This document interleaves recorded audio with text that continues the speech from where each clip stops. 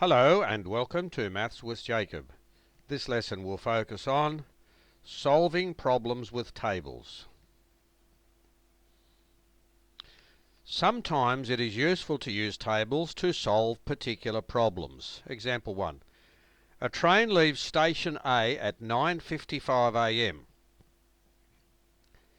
If it takes an average of 4 minutes to travel between stations, how long will it take to get to the sixth station, where the first stop after station A is the first station? So there's station A, and it leaves at 9:55. Now for the first stop, it takes 4 minutes, so you add 4 minutes on. So that means it gets to that station at 9:59.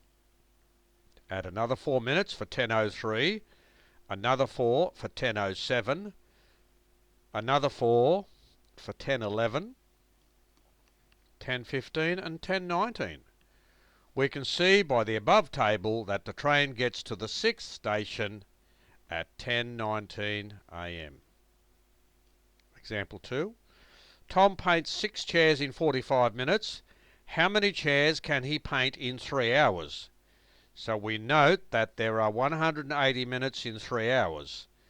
So that row there represents the time. This represents the number of chairs. So in 45 minutes, we have 6 chairs. Now at the same rate, 90 minutes, if you double the time, that gives you 12 chairs.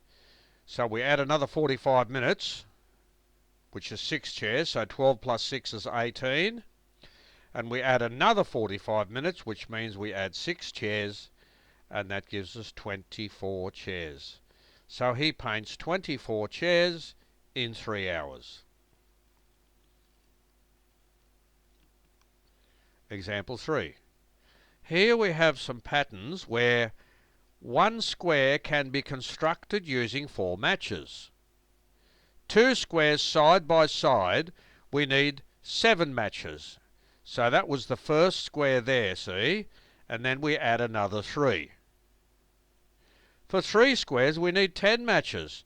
So they're the 2 matches that we had previously, then we add another 3.